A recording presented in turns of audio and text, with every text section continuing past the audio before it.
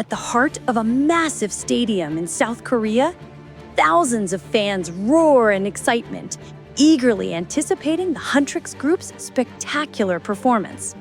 What these fans don't know is that the members of the group are not just singers, but skilled hunters who battle monstrous demons. In ancient times, demonic creatures would invade the world, stealing the souls of their victims to empower their leader, Kpop. However, their invasion was thwarted by a trio of magical warriors.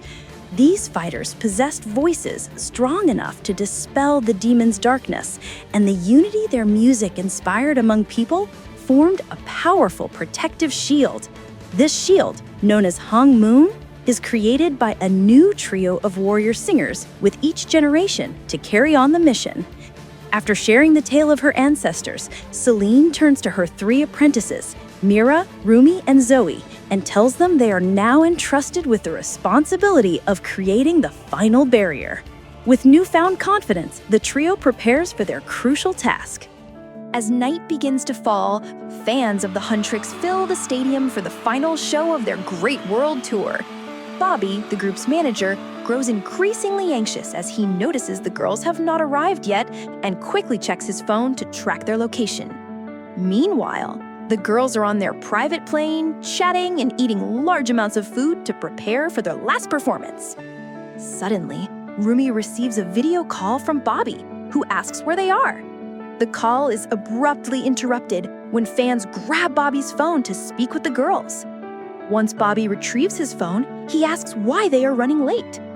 Looking out the window, the girls realize they have already flown past the stadium, and they notice the flight attendants appear to be unaware. Frustrated, Rumi assures Bobby that they will be landing soon. After ending the call, she approaches one of the attendants and confidently declares that she's figured it out. Rumi deduces that the flight attendants are actually demonic beings in disguise based on their bizarre behavior. Grabbing one attendant's arm, she notices several infernal markings on her skin. The demons, realizing they've been uncovered, reveal their true forms and threaten to annihilate every fan in the stadium. Fueled by rage, the girls prepare for battle, using their voices to summon Hanmoon around the plane as they fight back. They grab a thermos from the plane and use it to strike the monsters, preparing to finish them off. As they conjure their combat weapons, forged from the magical barrier's energy, they take down the demons with ease.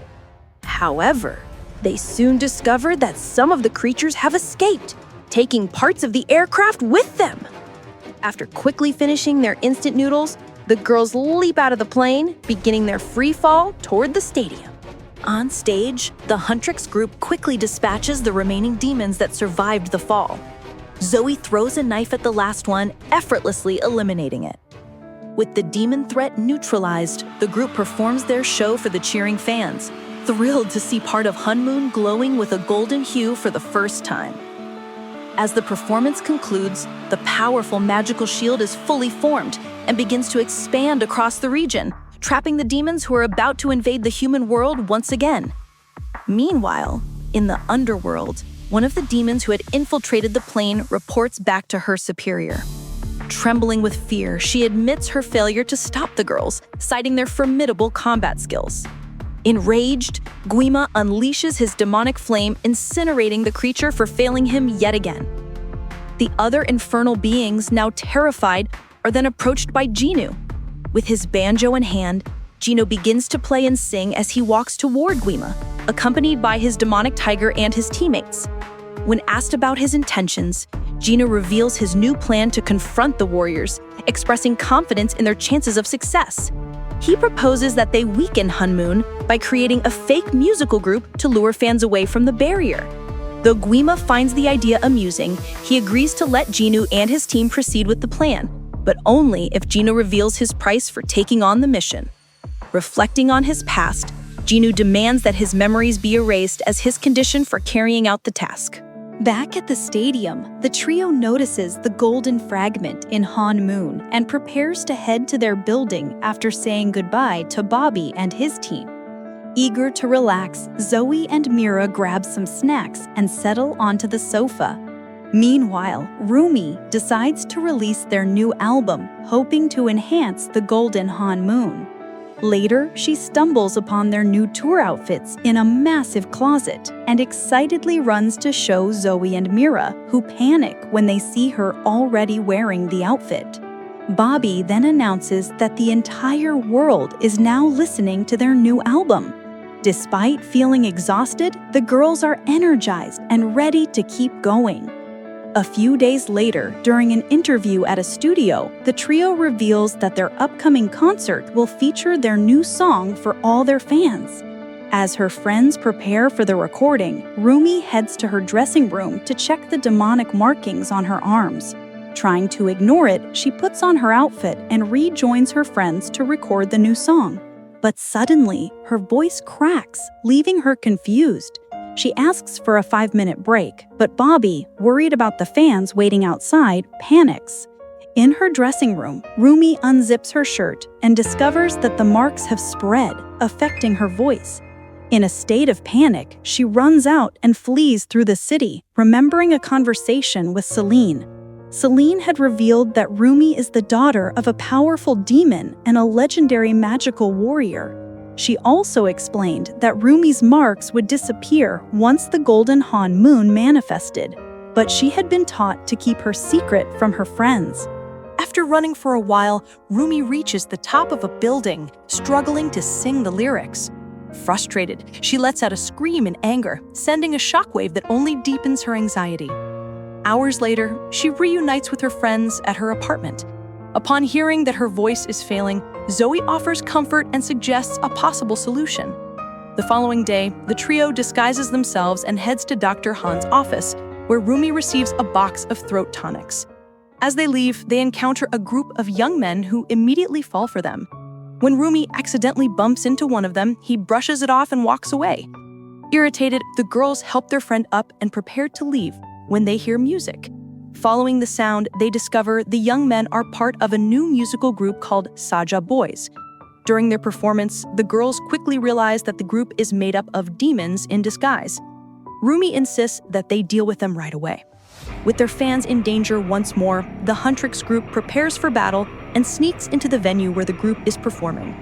However, the demons, already aware of the girls' presence, invite them on stage and force them down a slide. Though furious, the girls try to keep their composure and prevent the fans from noticing anything amiss. After the performance, they pursue the demons, who retreat into a bathroom. The girls confront them, but Jinu opens portals, releasing aquatic demons from bathtubs. Rumi chases Jinu and corners him, while Zoe and Mira work together to fight off the demons. As the battle continues, they realize that Honmoon is weakening, allowing even more monsters to emerge.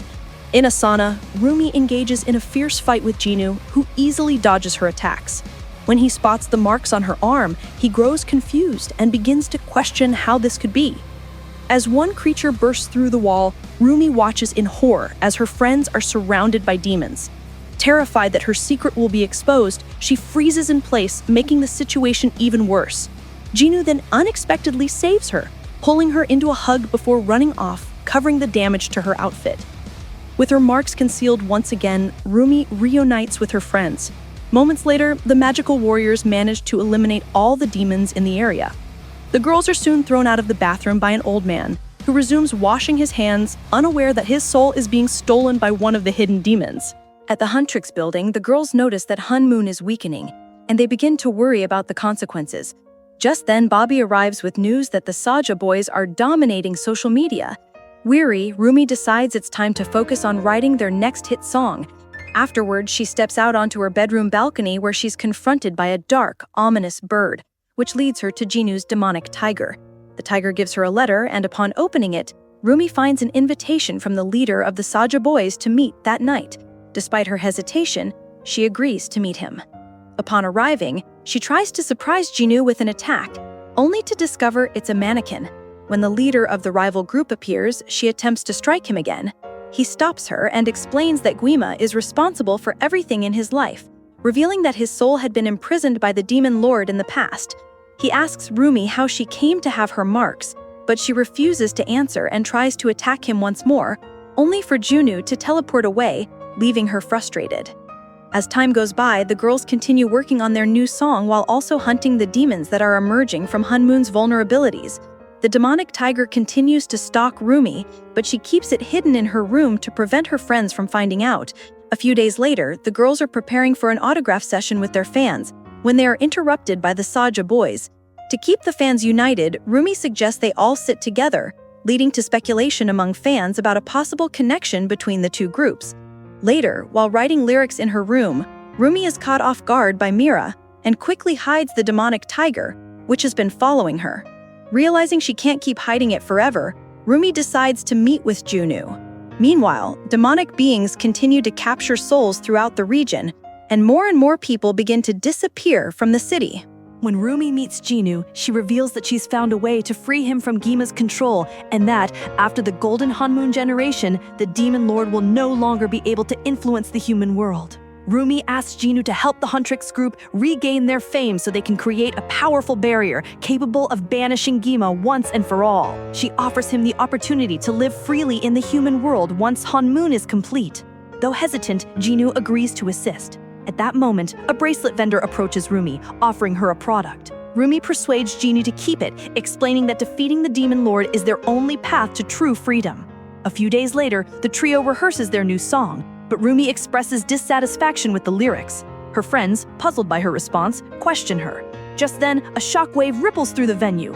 Fearing an imminent monster attack, the girls abandon their rehearsal, leaving Bobby behind. The trio rushes to a subway where they are confronted by hundreds of demons.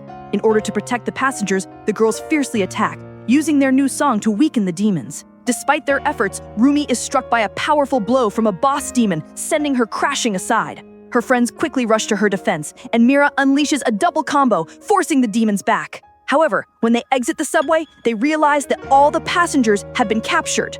Feeling disheartened, Mira and Zoe decide to leave. Hours later, Rumi meets Junwoo again, and she confesses that ever since they met, her voice has started to return to normal.